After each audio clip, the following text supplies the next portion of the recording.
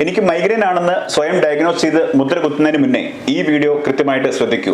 Migraine പോലെയുള്ള അസുഖങ്ങൾ സ്വയം ഡയഗ്നോസ് ചെയ്യുന്നത്, രോഗനിർണയം വരുത്തുന്നത് ഒരുപക്ഷെ മറ്റുള്ള വ്യക്തികളിൽ നിന്നുള്ള ഡാറ്റാസ് ലഭിച്ചുകൊണ്ടോ ഗൂഗിളിൽ കാണുന്ന പലതരം ഡയഗ്നോസ്റ്റിക് ടൂൾസ് ഉപയോഗിച്ചുകൊണ്ടോ ആവാം. ഇത്തരം ഒരു രോഗി സ്വയമായിട്ട് ഡയഗ്നോസ് ചെയ്യുകയും അതിനുള്ള ചികിത്സകൾ തേടുകയും ചെയ്യുമ്പോൾ അത് തെറ്റായ തീരുമാനങ്ങൾക്കും തെറ്റായ ധാരണകൾക്കും വഴിതെളിച്ചേക്കാം. മൈഗ്രെയിൻ ഉണ്ടോ എന്ന് സ്വയമായിട്ട് കണ്ടെത്താൻ ശ്രമിക്കുന്ന ആളുകൾ സാധാരണയായിട്ട് വരുത്താറുള്ള ഈ തെറ്റുകൾ വരുത്തുന്നില്ല എന്ന് ഉറപ്പാക്കുക. ഒന്നാമതായിട്ട്, എല്ലാ തലവേദനകളും മൈഗ്രെയിൻ അല്ല എന്ന് മനസ്സിലാക്കുക.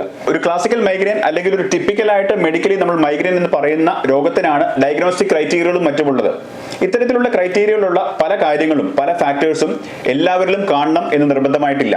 നേരെ മറിച്ച് ഒരു രോഗിക്ക് തന്നെ ഒരുപക്ഷെ ടെൻഷൻ ഹെഡേക്കും സൈനസ് ഹെഡേക്കും അതേപോലെ തന്നെ മൈഗ്രെയിന്റെ എപ്പിസോഡുകളും ഒരുമിച്ച് വരുന്നതായിട്ടും നമ്മൾ കണ്ടുവരാറുണ്ട്. അമിതമായിട്ടുള്ള ബ്ലഡ് പ്രഷറോ തലയ്ക്കകത്തുള്ള എന്തെങ്കിലും തടിപ്പുകളോ മുഴകളോ തലയ്ക്കകത്തുള്ള രക്തക്കുഴലിന്റെ പൊട്ടലുകളോ പോലത്തെ അങ്ങേയറ്റം അപകടകരമായിട്ടുള്ള പല രോഗങ്ങൾക്കും തലവേദന ഒരു ലക്ഷണമായിട്ട് കാണാം. ഇതെല്ലാം മനസ്സിലാക്കാതെ തീവ്രമായിട്ടുള്ള തലവേദനകളെല്ലാം തന്നെ മൈഗ്രെയിൻ എന്ന് ധരിക്കുകയും ആ സമയത്ത് മെഡിക്കൽ ഷോപ്പിൽ നിന്നോ ഡോക്ടറുടെ പ്രിസ്ക്രിപ്ഷൻ ഇല്ലാതെയോ ലഭിക്കുന്ന പെയിൻ കില്ലേഴ്സ് സാധാരണയായിട്ട് ആളുകൾ ഉപയോഗിച്ചും വരുന്നു. ഇങ്ങനെ ചെയ്യുന്നതായിട്ട് ആളുകൾക്ക് കൃത്യമായിട്ടുള്ള രോഗനിർണയവും ചികിത്സയും വൈകുന്നതായിട്ടും അതുമൂലം തന്നെ പല അപകടങ്ങളിൽ നിന്നും ഒരുപക്ഷെ ജീവഹാനി പോലും വരാനുള്ള സാധ്യതകളുണ്ട്. മൈഗ്രെയിനെ പറ്റി കൂടുതലായിട്ട് ഗൂഗിൾ എന്ന സെർച്ച് എഞ്ചിനെ നമ്മൾ ആശ്രയിക്കുമ്പോൾ ഒരുപക്ഷെ ഓറ എന്നുള്ളൊരു ടേം നമ്മൾ കേട്ട് അതിനെപ്പറ്റി കൂടുതൽ പഠിക്കുകയും മനസ്സിലാക്കുകയും ചെയ്ത് നമ്മൾക്കുള്ള ലക്ഷണങ്ങളെല്ലാം ഒരുപക്ഷെ ഓറയായിരിക്കാം എന്ന് തെറ്റിദ്ധരിക്കുന്ന ആളുകളുമുണ്ട്.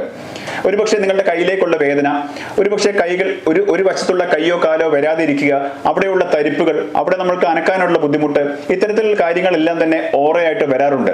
സംസാരിക്കാനുള്ള ബുദ്ധിമുട്ടും ചെവിയിലുള്ള മൂളിച്ചയും കാഴ്ചയിലുള്ള മങ്ങലും എല്ലാം മൈഗ്രെയിൻ രോഗികൾക്ക് ഓറയായിട്ട് വരാനുള്ള സാധ്യതയുണ്ട്. പക്ഷേ ഇത്തരത്തിലുള്ള ഓരോ ലക്ഷണങ്ങളും, പ്രത്യേകിച്ച് സംസാരത്തിൽ കുഴച്ചിൽ വരിക, കാഴ്ചയിൽ മങ്ങൽ വരിക, കയ്യിലോ കാലിലോ തളർച്ചയോ അനക്കുവാനുള്ള ബുദ്ധിമുട്ടുകളോ വരിക, തരിപ്പോ മറ്റ് ടിംഗ്ലിംഗ് സെൻസേഷൻസോ വരുന്നതെല്ലാം മറ്റ് പല രോഗങ്ങളുടെയും ലക്ഷണങ്ങളും കൂടെയാണ് എന്ന് മനസ്സിലാക്കുക. നിങ്ങളുടെ ശരീരത്തിൽ തലവേദനയോടൊപ്പം ഉണ്ടാകുന്ന എല്ലാ അവസ്ഥകളും, നിങ്ങളുടെ ശരീരത്തിൽ ഉണ്ടാകുന്ന എല്ലാ സെൻസേഷൻസും ഓറയാണെന്ന് തെറ്റിദ്ധരിക്കാതെ കൃത്യമായിട്ട് ഡോക്ടറെ കാണിച്ച് ഓറ തന്നെയാണോ അതോ മറ്റു പല രോഗങ്ങളുടെ ലക്ഷണങ്ങളാണോ എന്ന് കണ്ടെത്താനായിട്ട് ശ്രമിക്കണം. ഓൺലൈൻ സൂചനകളും സുഹൃത്തുക്കളുടെ അഭിപ്രായങ്ങളും കേട്ട് സ്വയം ഡോക്ടർ എന്ന് ചമഞ്ഞ് ഒരു മൈഗ്രെയിൻ ആണെന്ന് നമ്മൾ ഡയഗ്നോസ് ചെയ്യാൻ തിടുക്കം കാണിക്കുമ്പോൾ ആ മൈഗ്രെയിനോടൊപ്പം ഉണ്ടാകുന്ന അല്ലെങ്കിൽ ആ തലവേദനയോടൊപ്പം ഉണ്ടാകുന്ന എല്ലാ ലക്ഷണങ്ങളും മൈഗ്രെയിന്റെ തന്നെയാണെന്ന് തെറ്റിദ്ധരിക്കുകയും മറ്റ് പല ഡയഗ്നോസിസുകളും മറ്റ് പല രോഗാവസ്ഥകളും നമ്മൾ തിരിച്ചറിയാതെ പോവുകയും ചെയ്യുന്നത് സാധാരണയായിട്ട് കാണാറുണ്ട്.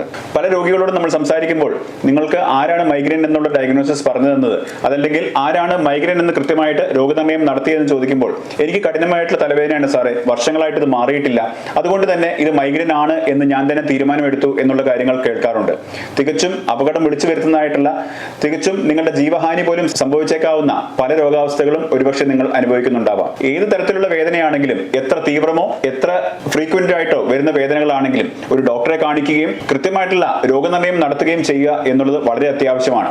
ഡോക്ടറെ അടുത്ത് നമ്മൾ ചെന്നതിന് ശേഷം ഒരു ഡോക്ടറെ കാണിക്കുമ്പോൾ അത് മൈഗ്രെയിൻ എന്നുള്ള വാക്കുകൾ ഉപയോഗിക്കാതെ നിങ്ങളുടെ ലക്ഷണങ്ങൾ പറയാൻ ശ്രദ്ധിക്കുന്നത് ഡോക്ടർക്ക് കൃത്യമായിട്ടുള്ള രോഗനിർണയം നടത്തുന്നതിനും അതിനുള്ള ചികിത്സകൾ പറഞ്ഞു തരുന്നതിനും അവരെ കൂടെ സഹായിക്കുന്നതായിരിക്കും. നിങ്ങൾ മൈഗ്രെയിനോ ഇതുപോലത്തെ തലവേദനകളോ അനുഭവിക്കുന്ന വ്യക്തിയാണെങ്കിൽ ആ തലവേദനയുള്ള സമയത്ത് നിങ്ങളുടെ ശരീരത്തിൽ ഉണ്ടാകുന്ന മറ്റു ലക്ഷണങ്ങൾ ഇത് മൈഗ്രെയിനുമായിട്ട് ബന്ധമുണ്ടോ എന്നുള്ളത് അറിയാനായിട്ട് താഴെ കമന്റ് ചെയ്യുമല്ലോ.